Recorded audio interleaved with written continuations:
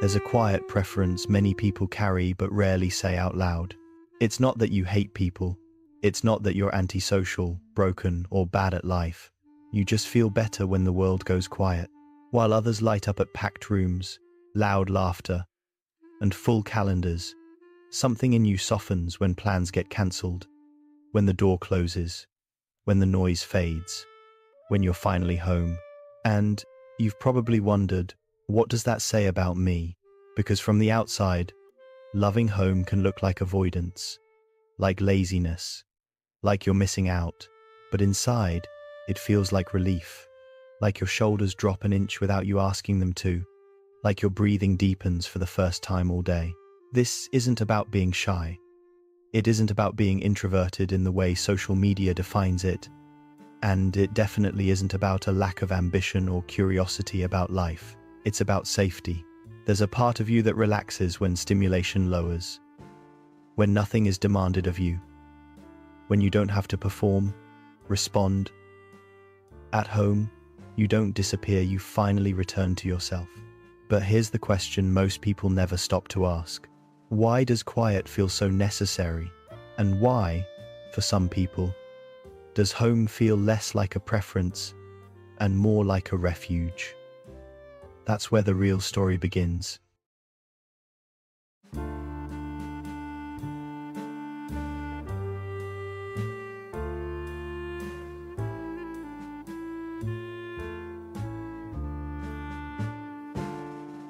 For many people, loving home isn't a personality trait. It isn't a lifestyle choice. And it isn't something they consciously decided. It's something their nervous system chose for them. After long periods of pressure, emotional, social, or psychological, the body learns patterns long before the mind does. When life feels unpredictable, demanding, or unsafe, your system shifts into survival mode. At first, that might look like pushing harder, staying busy, staying strong, but eventually, something changes. The body gets tired of being on, and when fight or flight no longer feels sustainable, the nervous system finds another strategy: withdrawal. Not as avoidance, but as regulation. Home becomes the place where your system can finally exhale. The lighting is familiar. The sounds are predictable. No one is watching. No one needs anything from you. Your shoulders soften. Your thoughts slow. Your heart rate settles. This isn't comfort-seeking, it's stabilization. In a culture that glorifies constant motion, productivity, and visibility, this response often gets misunderstood. From the outside, it can look like retreat, like disengagement, like giving up. But on the inside, something very intelligent is happening. Your nervous system is conserving energy. It's lowering threat. It's trying to bring you back to baseline after too much noise for too long. That's why being home can feel restorative in a way nothing else does. Not because the world is bad, but because your system has learned that quiet equals safety. And once the body learns that lesson, it doesn't forget it easily. Some people don't retreat into their homes because they prefer quiet. They do it because life slowly taught them that being out there costs too much. This archetype isn't formed by one dramatic event. It's shaped by accumulation. Long days where you had to hold it together. Workplaces where pressure never eased. Relationships where you were always adapting, explaining, absorbing more than you received. Little by little, the world stopped feeling neutral and started feeling heavy. There's often a specific moment, though most people don't name it at the time. A night you come home and realize you're not just tired, you're depleted. Not in a sleep it off way, but in a deeper sense. Your body feels hollow. Your mind can't organize another conversation, and the thought of showing up again tomorrow feels unbearable. So you start choosing home more often. At first, it's practical. Rest, recovery, time to think. But soon, home becomes something else. It becomes the only place where you don't feel braced for impact, where you're not anticipating criticism, conflict, or emotional labor. This isn't laziness. It's not withdrawal for comfort's sake. It's a system that learned through experience that constant exposure leads to collapse. What many people miss is that these individuals often like people. They may even enjoy social connection when their system has the capacity for it. But capacity matters, and when it's been drained too many times without repair, the body starts choosing safety over stimulation by default. Home, then, becomes a temporary shelter, a place to heal, regroup, and feel whole again. The danger isn't in seeking that refuge. The danger is when no one ever names what pushed you there in the first place. Because without understanding the cause, retreat can quietly turn into a life lived in self-protection long after the threat has passed. Introversion is one of the most misunderstood labels in modern psychology. It gets flattened into stereotypes: shy, quiet, socially awkward, bad at small talk. But for true introverts, none of that is the core issue. The real experience of introversion isn't about fear of people. It's about energy. For a true introvert, social interaction, especially unstructured, high-stimulus interaction, draws from a limited internal reserve. They might enjoy the conversation. They might be fully engaged, warm, present, but underneath that engagement, something is being spent. And the cost doesn't always show up in the moment. It shows up later. When the social energy drops and the body catches up, there's a familiar after effect: mental fog, physical heaviness, an urge to be silent, not sadness, not anxiety, just depletion, the kind that can't be fixed by scrolling or distraction, only by space. This is why home matters so much, not as an escape, but as a reset point, a place where stimulation lowers enough for the nervous system to recharge, where there's no pressure to respond, perform, or keep up, where the inner battery quietly rebuilds itself. What's important to understand is that introverts don't dislike people. Many care deeply. They simply learned, often through burnout, that without sufficient solitude, they lose access to themselves. Their thoughts blur, their patience thins, their sense of center disappears. So choosing home isn't avoidance. It's maintenance. It's self-regulation. The myth is that introverts are closed off from life. The truth is, they stay close to life by stepping away from it just enough to remain intact. For creators, home often becomes more than a place to rest.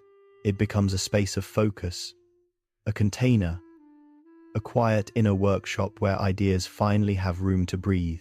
Writers, artists, musicians, thinkers, many of them discover early on that their best work doesn't arrive in crowded rooms or constant conversation. It shows up in stillness, in long stretches of uninterrupted time, in the absence of external demands. Solitude gives their minds the depth and continuity needed to connect distant thoughts, emotions, and images into something meaningful. In that sense, loving home is not about withdrawing from the world. It's about going inward long enough to bring something back. But solitude is a double-edged gift. The same quiet that allows ideas to surface can also amplify doubt. Without external reference points, the inner critic grows louder. Thoughts loop. Perfectionism creeps in. And what started as creative focus can slowly tilt into isolation, where ideas stay trapped in the mind instead of moving into form. Many creators know this tension intimately. Home can feel like a sanctuary one day and a sealed room the next. Inspiration flows, then stalls. Confidence rises, then collapses under its own weight. Without some friction from the outside world, creativity can lose direction, momentum, and grounding. This is where the myth breaks. Solitude doesn't automatically produce great work. It produces raw material. Depth without movement can turn heavy. Insight without expression can turn inward and sour. Healthy, creative solitude has a rhythm. Inward to gather, outward to test, share, and shape. Home provides the depth, but the world provides the feedback that keeps creation alive. For creators, learning this balance isn't about forcing social energy. It's about recognizing that solitude is a powerful tool, but only when it remains a doorway, not a destination. For some people, the reason they prefer staying home has very little to do with social connection and everything to do with sensation. They don't dislike people. They aren't afraid of interaction.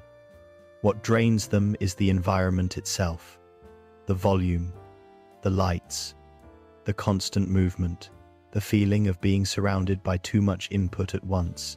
Crowded spaces aren't just busy to them, they're overwhelming.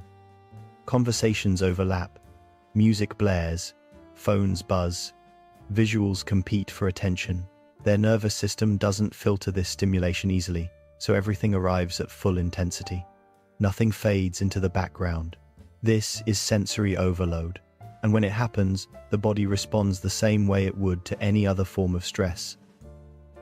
Muscles tense, breathing shortens, irritation rises. Fatigue sets in quickly, not because something is wrong, but because the system is working overtime just to stay regulated.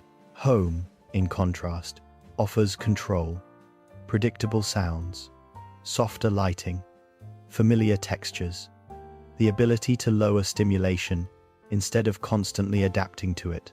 In that environment, the nervous system doesn't have to fight for balance. It can simply settle. This is why it's important to separate social preference from sensory tolerance. A person can enjoy meaningful conversation and still avoid noisy restaurants. They can care deeply about connection and still need quiet to feel okay. When this distinction isn't understood, people often shame themselves. They assume they're too sensitive or difficult. But sensitivity isn't a flaw, it's a nervous system wired to notice more. And for those systems, choosing home isn't avoidance. It's intelligent self-protection. There's a transition almost no one talks about. It doesn't happen all at once. There's no dramatic breaking point. No clear moment where peace suddenly becomes a problem. It happens quietly. At first, being home feels restorative. You cancel plans and feel relief. Your body softens. Your mind clears. Silence does what it's always done, it heals. But over time, something subtle shifts. You stop looking forward to going out not because you're tired, but because the idea no longer sparks anything. Invitations feel heavy before they even arrive. The world begins to feel distant, as if it's happening somewhere you no longer belong. This is the moment when rest turns into retreat. The comfort that once gave you space to recover slowly starts narrowing your range of motion. You're safe but contained, quiet but disconnected. Not unhappy, exactly, but strangely unmotivated. And in that stillness, the mind fills the gaps. Thoughts loop, doubts grow louder, overthinking replaces presence. Without small doses of external movement, the nervous system loses contrast. Days blur together, time stretches without markers. What makes this transition dangerous is how reasonable it feels. There's no obvious harm, no crisis to point to, just a gradual shrinking of life that's easy to justify as self-care. But peace was never meant to eliminate movement. It was meant to restore it. When solitude stops leading back to life, when it no longer opens outward, it quietly crosses into isolation. And by the time many people notice, they don't feel trapped. They just feel stuck. Understanding this transition is crucial. Not to shame yourself, but to recognize when what once protected you is asking to be rebalanced. What often makes isolation harder isn't the solitude itself. It's the shame that quietly wraps around it. At some point, a thought starts forming in the background. Something is wrong with me. You watch others moving forward, building careers, relationships, full lives, and you begin measuring yourself against an invisible timeline you never agreed to. The comparison isn't loud. It's subtle, but it's constant. I should want more. I should be out there. I shouldn't feel this behind. This shame layer is especially heavy because it feels personal.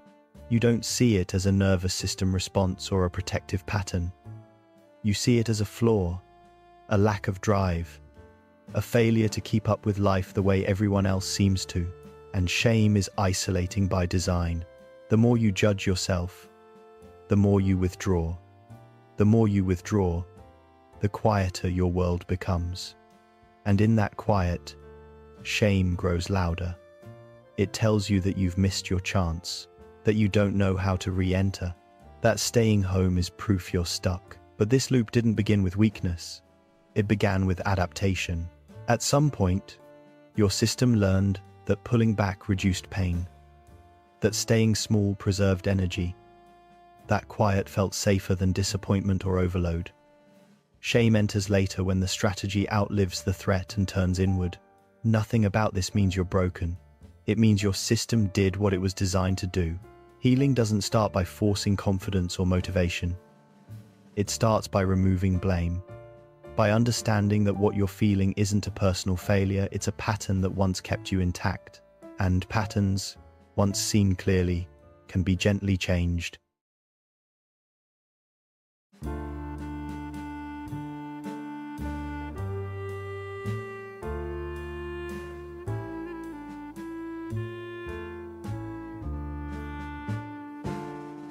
When people finally realize they've been isolating, the advice they hear is almost always the same. Get out more. Be social. Push yourself. But that approach misses the point and often makes things worse. The answer isn't to swing to the opposite extreme. Balance doesn't mean forcing yourself into overstimulation or pretending to be someone you're not. It means learning how to move between solitude and connection without abandoning your nervous system in the process. Healthy balance is small and intentional. It's choosing environments that feel safe enough, not overwhelming. A quiet walk instead of a crowded event. One honest conversation instead of 10 shallow ones. Sunlight, movement, and presence without pressure. For many people, the goal isn't being social. It's reintroducing gentle contact with life. Letting the body remember that the outside world doesn't always demand more than it gives, that not every interaction requires performance or endurance. Home remains important in this balance. It's where you rest, reflect, and reset, but it stops being the only place you feel okay. It becomes a base, not a boundary. What most people get wrong is thinking growth has to feel uncomfortable to be real. In truth, sustainable growth often feels subtle, almost boring. It happens through consistency, not intensity. You don't need to rebuild your life overnight. You just need enough movement to keep it from shrinking. Enough connection to remind your system that safety can exist beyond your four walls. Balance isn't about changing who you are. It's about giving who you are more room to live. Here's the permission most people never receive. You don't have to choose between solitude and life. You don't have to abandon your love for quiet in order to move forward. And you don't have to become louder, busier, or more visible to be whole. Solitude was never the problem. It gave you depth. It helped you listen to yourself. It protected you when things felt like too much. That mattered. But solitude was never meant to be the only place you lived. You're allowed to rest and re-enter. To have a home that grounds you and a world that slowly opens again. Not all at once, not dramatically, just enough to remind your nervous system that safety doesn't end at your front door. You can carry quiet with you, into conversations, into movement, into small moments of connection that don't cost more than they give. If this video put words to something you've been carrying silently, you're not alone. Many people live this pattern without ever naming it. This channel exists to explore those quiet inner shifts without judgment, without pressure. If you want to continue these conversations, consider subscribing to the channel. And if any part of this resonated, leave a comment and share which part of the quiet you recognized in yourself. I'll be there reading.